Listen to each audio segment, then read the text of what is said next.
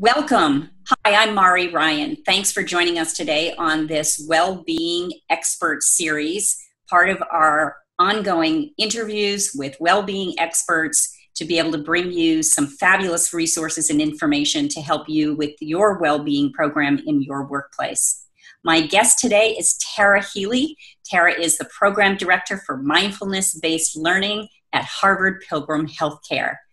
In addition to holding a master's degree in health education and having over 20 years experience in organizational development, Tara is a long-time practitioner of mindfulness meditation and is an advocate for the proven health benefits of meditation. She's been doing this for years. She was the original architect of Harvard Pilgrim's innovative program that they've been doing for decades now, it seems, adopting the principles of mindful meditation to a corporate environment.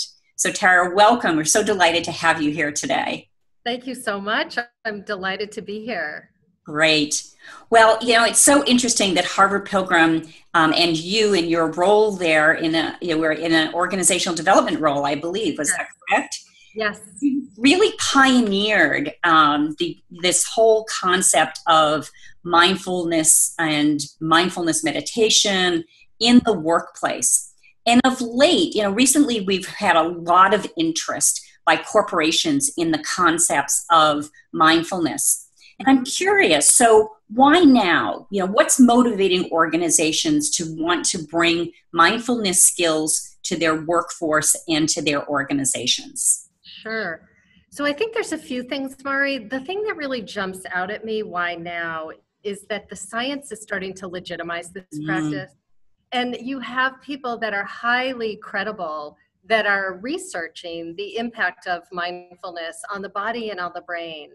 And, I think that in many ways, mindfulness or meditation, there's lots of misconceptions associated with it from past history, from the 60s, with, ideas of what it is that usually are not, most of the time, they're what I always say are misconceptions.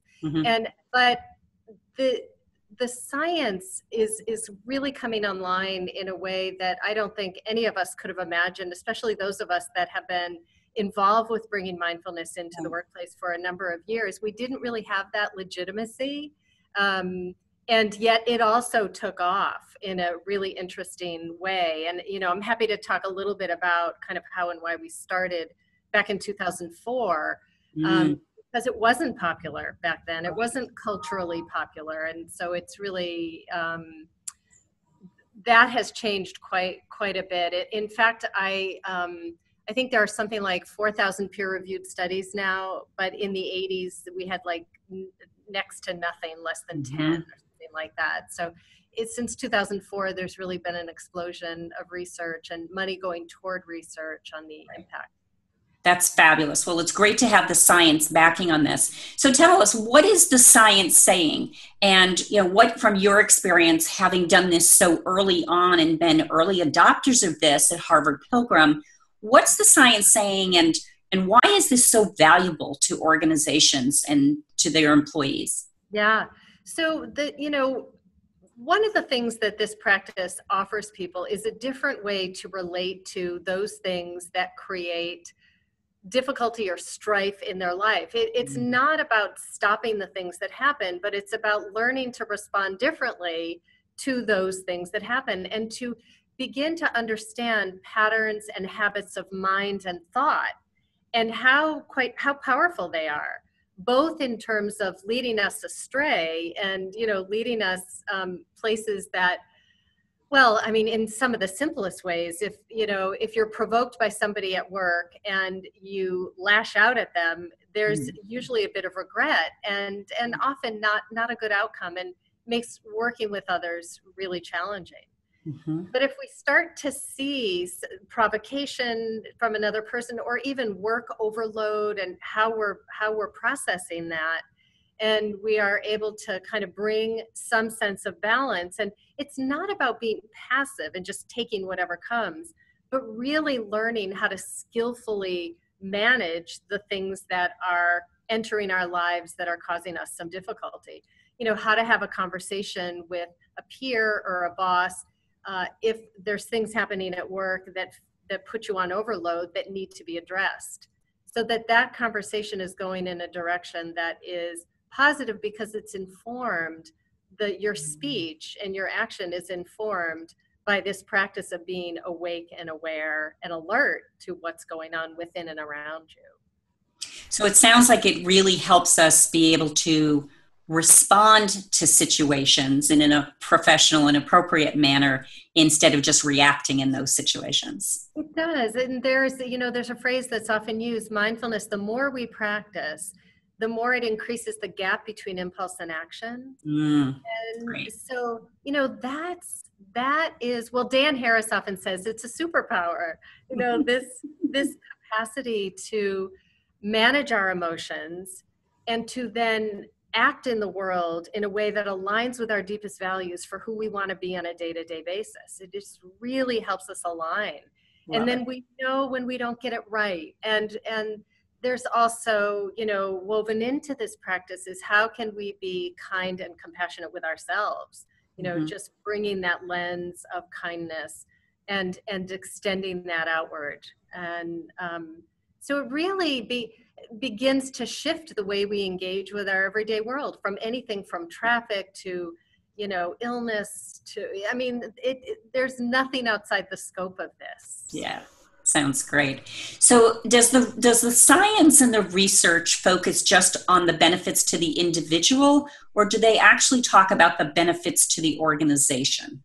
Well, both, in fact. So there's been a lot of research on what happens to the brain over time so they've looked at people that have meditated like 10,000 plus hours. Wow. And they've also looked at the brains of people that are just beginning. And there's actually some debate over, what's the right amount to start to see some changes in the brain. And I think I heard Richie Davidson say that, starting to see about like 10 to 12 minutes a day.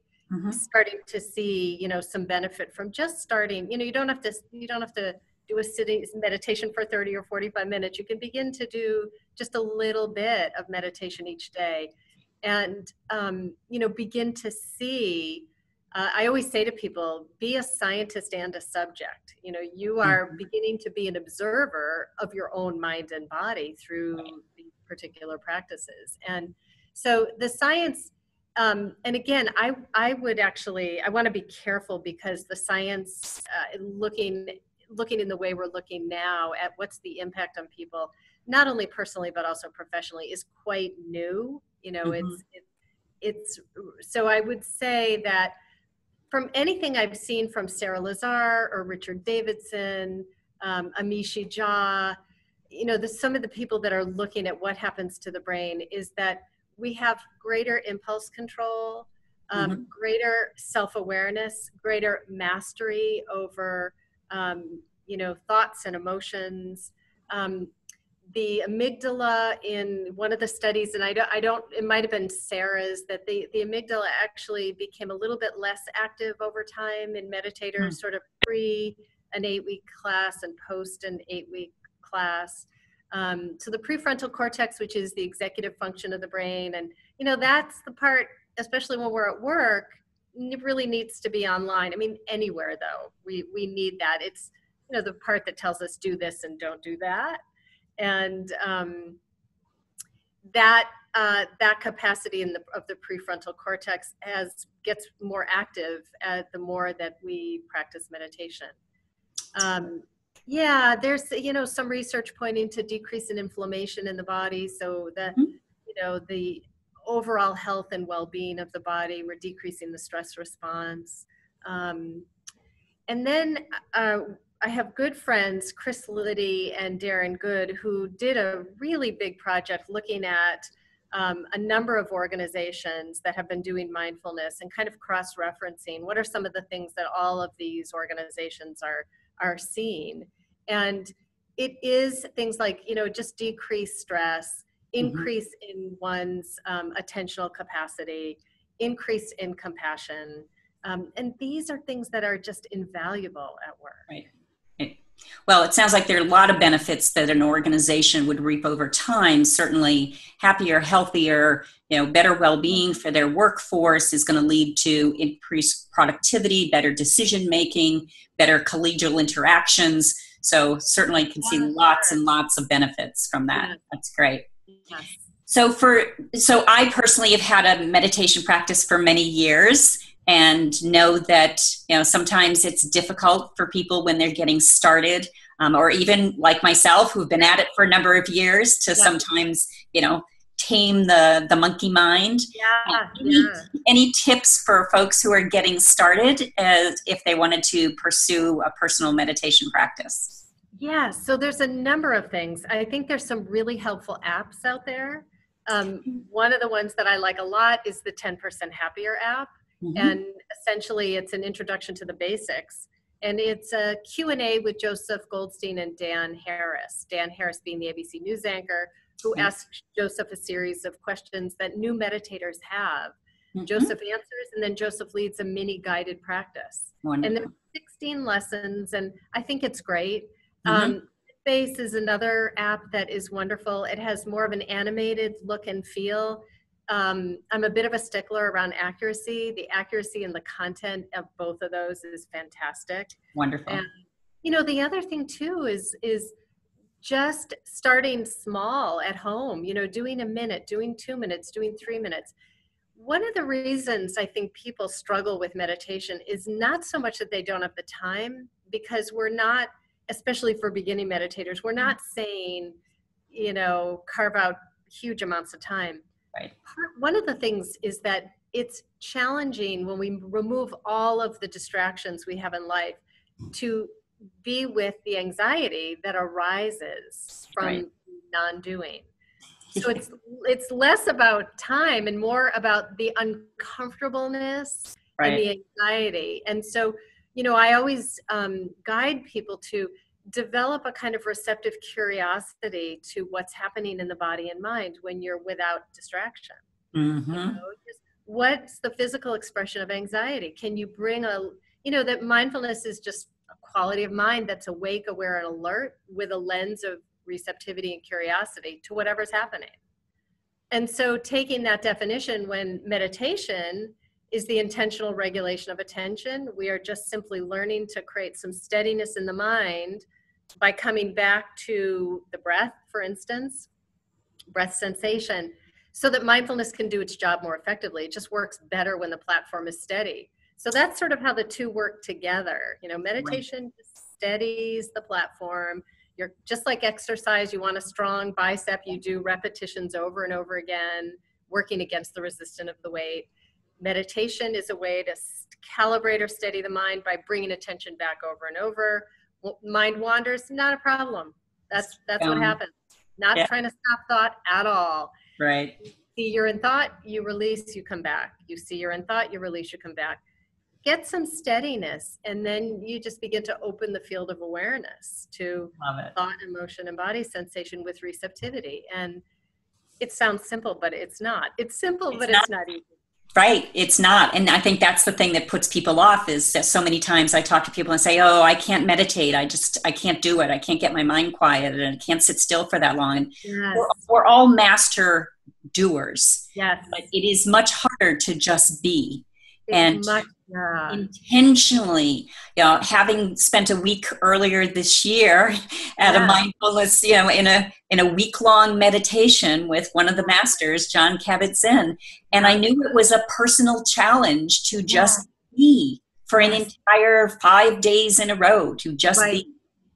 And I love some of the tools. I actually want to ask you, if you've got some great tools available that I've downloaded and used, some body scans and a few other things that I keep on my phone.